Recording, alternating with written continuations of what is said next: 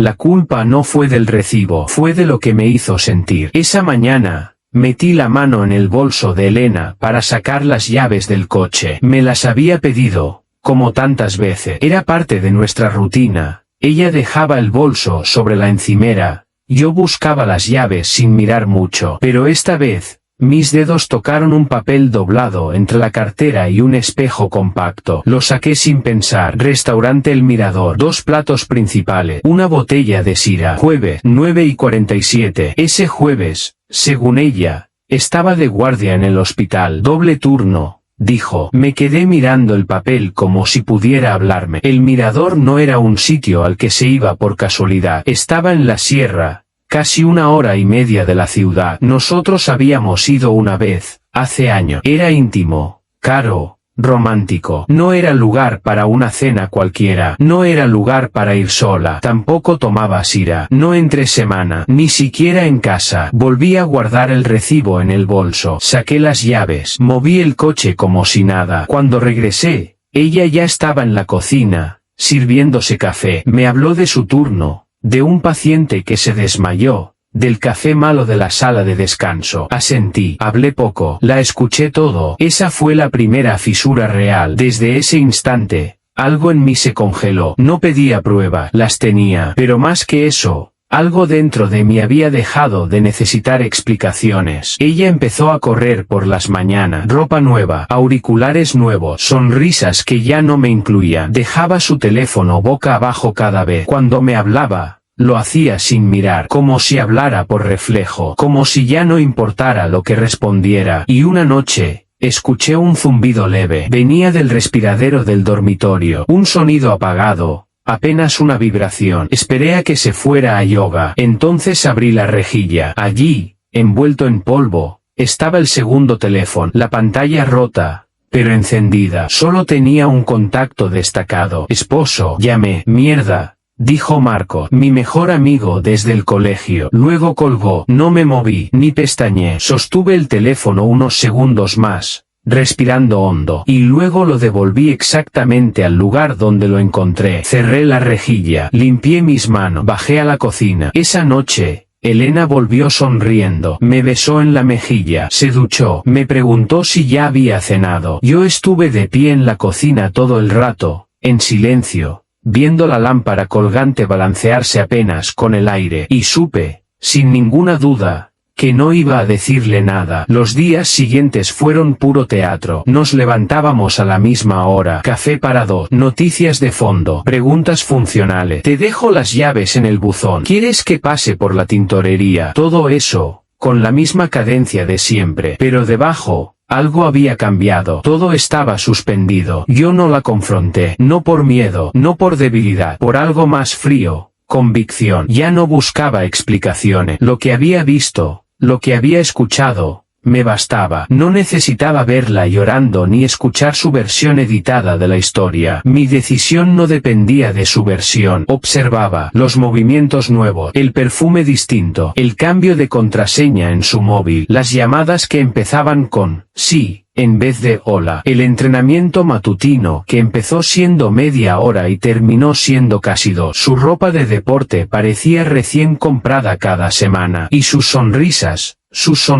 ya no eran para mí. Empecé a contar los detalles no por obsesión, sino por certeza, para registrar cómo se desarma un vínculo, cómo alguien que compartía tu cama se convierte en una figura conocida, pero ajena. Dejé de buscar rastros de amor. Ya no había, solo gestos repetidos por inercia. Una tarde, mientras ella dormía después de un turno largo, me senté frente a nuestra foto de boda, en la sala, enmarcada aún. Yo sonreía con los ojos cerrados. Ella se apoyaba en mi hombro. A simple vista, era una pareja feliz. Pero ahora veía otra cosa. Lo mal que encajábamos incluso entonces. Yo parecía entregado. Ella posaba. Y eso lo entendí ahora, con los años encima. El plan fue madurando en silencio. Primero, Simplifiqué mi rutina, reduje mi jornada laboral, empecé a levantarme antes que ella, dejé de preguntarle cómo había dormido, dejé de preparar su café, luego organicé mis cosas sin que se notara, guardé documentos importantes, saqué copias de llave, cambié el lugar de mis ahorros, organicé una maleta mínima, solo lo necesario. Cada noche revisaba mentalmente la salida, no porque esperara huir, sino porque quería marcharme sin un solo ruido. El domingo previo al día que decidí marcharme, me senté frente al televisor con ella. Ella eligió una comedia liviana, rió en los momentos esperados. Yo asentía los chistes, pero dentro de mí, contaba respiración. Cada una me acercaba a la puerta. Esa noche, mientras dormía, volví a revisar el respiradero. El teléfono seguía ahí, encendido. Un mensaje nuevo. Mañana, después del turno, ya no aguanto verte con él. No firmaba con nombre, pero no era necesario. Apagué el móvil, lo dejé en su lugar. Me acosté sin decir nada. Esa madrugada me desperté antes del alba. No encendí luces. Me vestí en silencio. Cargué la maleta que ya había preparado. Dejé mi teléfono personal sobre la encimera, desbloqueado, con la pantalla mostrando la última llamada realizada, el número de Marco. No escribí nota, no dejé carta, no hice ruido. Cerré la puerta con suavidad. El frío de la calle me golpeó el rostro. La ciudad aún dormía. El taxi me esperaba en la esquina. Me subí sin mirar atrás. Di la dirección del aeropuerto. La maleta reposaba a mis pies, ligerísima. Durante el trayecto, no pensé en ella, ni en Marco, ni en lo que vendría. Pensé en mí, en el silencio que me esperaba, en la paz que venía después del ruido. Era eso lo que me llevaba, no venganza, no justicia, aire. Granada me recibió sin dramatismo. Nadie me esperaba en el aeropuerto. Nadie sabía que había dejado todo atrás, salvo mi tío Ernesto, un hombre que había envejecido con la misma dignidad con la que vivía, sin molestar, sin pedir. Le escribí la noche anterior. ¿Puedo quedarme unos días? Me respondió media hora después. Sofá libre, frigorífico medio vacío, cerveza caliente. Tú decides. Llegué con una mochila y una maleta. Golpeé la puerta. Abrió en pijama. Me miró de arriba a abajo. ¿Vienes huyendo o escapando? Hay diferencia. Se encogió de hombro. Me dejó pasar. Su piso era pequeño, con olor a aceite quemado y libros mal apilados. Me ofreció el sofá sin ceremonia. Puso un vaso sobre la mesa y me dijo, agua. No pregunte. No pregunté. Esa noche dormí por inercia. No soñé, no lloré, solo descansé. Los días siguientes fueron lentos. Caminaba por la ciudad sin rumbo. Me perdía entre calles empedradas, cafés con sillas de madera, ancianas que barrían la acera como si eso evitara el olvido. No hablaba con nadie. Comía lo mínimo. Dormía por tramo. Mi teléfono sonó solo una vez. Elena. No contesté. Ernesto no preguntó. Solo dejaba libros junto a mí, a veces abiertos por la mitad, otras con marcas de lápiz en frases subrayadas. Empecé a leer de nuevo, sin apuro, sin propósito, solo por llenar el silencio. Un miércoles, entré a un centro cultural sin pensar. Carteles de cursos, exposiciones, idioma. Uno me llamó la atención.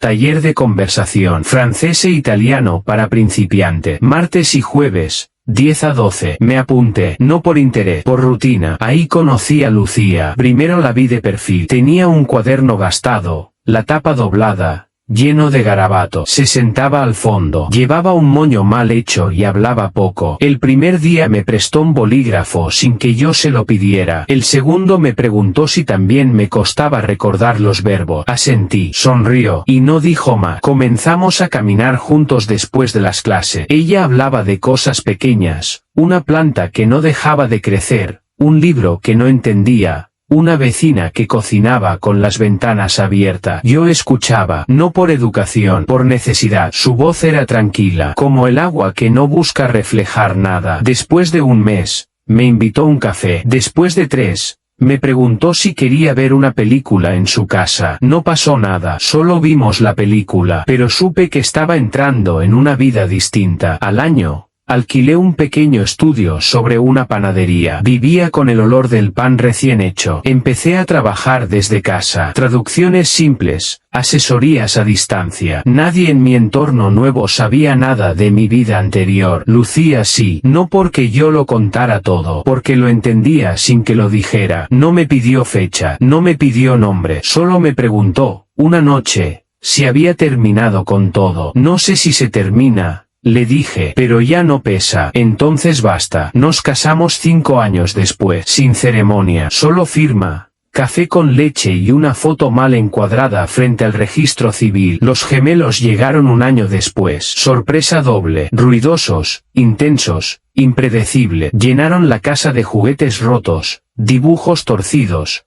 preguntas imposibles. Y yo, sin darme cuenta, aprendí a vivir con caos, pero un caos nuevo, sano. Nunca hablé de Elena con Lucía, no por ocultar, por respeto a lo que tengo ahora, a lo que dejé ir. Y durante años, su nombre no volvió a cruzarse con el mío, hasta aquel mensaje. Podemos hablar. El mensaje decía solo eso. Podemos hablar, nada más, ni cómo está, ni un saludo, ni una firma, pero yo sabía quién era. Lo leí 3 veces, no respondí de inmediato, cerré la aplicación, fui a prepararte, volví, lo leí de nuevo, no sentí nada, ni rabia, ni nostalgia, ni curiosidad inmediata, solo una quietud incómoda, como cuando uno escucha el eco de un nombre olvidado. Lucía me vio raro esa noche, no preguntó, respondí al día siguiente, le escribí. Dime cuándo. Quedamos en un café cerca de la estación. Un lugar sin historia, sin carga emocional, sin rincones compartidos, neutral, frío, como lo necesitaba. Llegué 15 minutos antes. Me senté al fondo, observé la puerta. A los 5 minutos la vi entrar. Elena, más delgada, el rostro más afilado, las arrugas marcadas no por edad,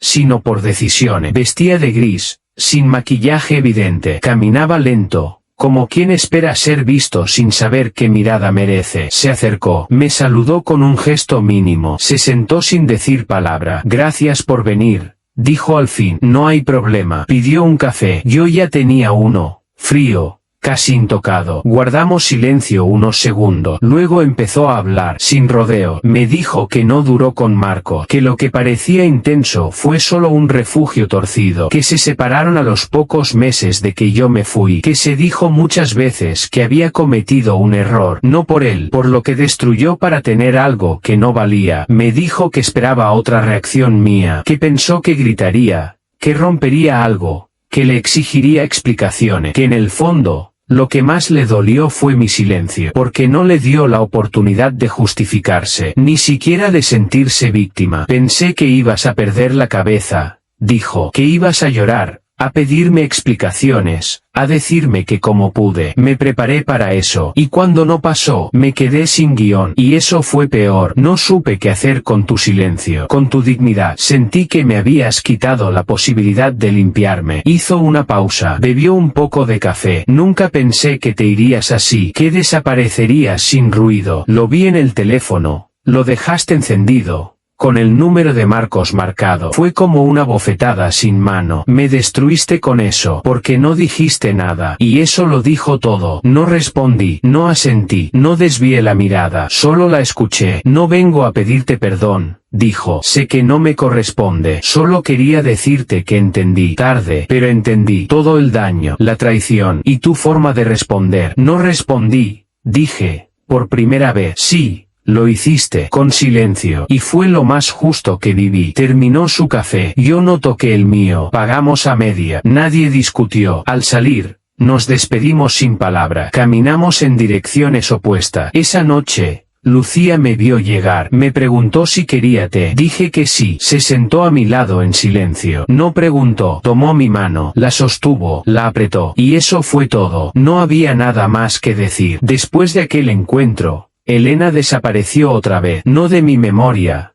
pero sí de mi presente. No hubo más mensajes, ni intentos de reconexión. Fue como si esa charla hubiera sido un trámite pendiente para ella, y para mí, una página que ya no necesitaba voltear. La vida siguió, y no con dramatismo, con pasos medidos. Los gemelos crecían rápido, cada día eran más parecidos a Lucía, en la calma, en la curiosidad, en la forma de mirar sin prejuicio. A veces me preguntaban por mi vida antes de conocer a su madre. Preguntas simples, desprovistas de intención. Papá, ¿tuviste otra novia? ¿Viviste en otro lugar? ¿Por qué nunca hablamos de tu familia en la ciudad? Respondía con sinceridad, sin detalle, no por ocultar, por respeto a lo que ya no existía. Sí. Estuve casado antes, pero fue otra vida, no una mejor ni peor, solo otra. Ellos aceptaban esas respuestas como quien acepta que el mundo es redondo. No preguntaban más, Lucía tampoco, no desde la conversación que tuvimos tras el café con Elena. Ella entendía que no hacía falta escarbar en lo que no sangra. Me conocía en mis pausas, en los días que me levantaba más temprano sin razón. Me dejaba espacio sin soltarme. Y eso, con el tiempo, se volvió mi definición de amor. Una tarde de otoño, mientras trabajaba en el escritorio junto a la ventana, recibí una llamada extraña, un número desconocido, con código de área de mi ciudad natal. Dudé en contestar. Lo hice. ¿El señor Ignacio Rodríguez? Sí, soy yo. Le hablo del Hospital Central. ¿Figura usted como contacto de emergencia de una paciente?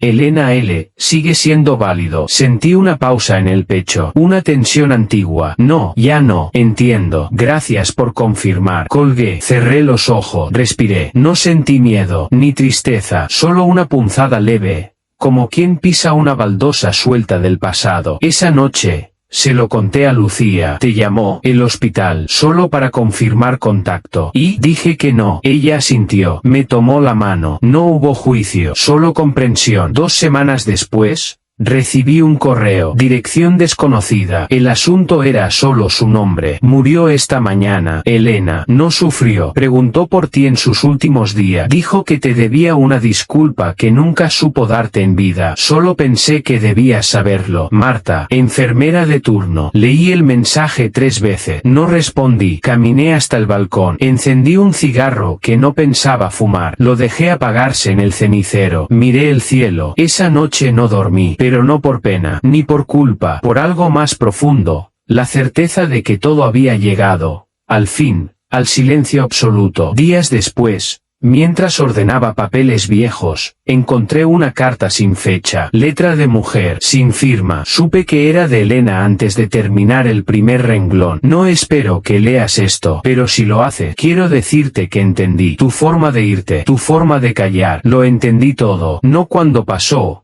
sino después, cuando ya era tarde. Pensé que al irte sin hablar, me dejabas sin derecho a explicarme. Hoy sé que solo te fuiste con la única dignidad que te quedaba. Me quitaste todo con el silencio, pero no de forma cruel. Me mostraste que no era necesario que dijeras nada para que yo viera todo. La guardé, no la rompí, pero no la volví a leer. A veces, al final del día, cuando los niños ya duermen y Lucía se sienta a leer a mi lado, la observo en silencio. Pienso en lo que tuve, en lo que dejé, en lo que elegí construir después, y en cómo el silencio fue, al final, la forma más alta de respeto hacia mí mismo. Con el tiempo, aprendí que algunas historias no necesitan ser contadas para estar presente. Habitan en los gestos, en las decisiones pequeñas, en la forma en que uno elige qué mirar y qué dejar pasar. Nunca volví a hablar de Elena con nadie, ni con amigos antiguos, ni con Lucía, ni siquiera cuando alguien mencionaba su ciudad o su apellido por casualidad. No por negación, por cierre. Mi silencio sobre ella no era olvido, era aceptación. Un día cualquiera,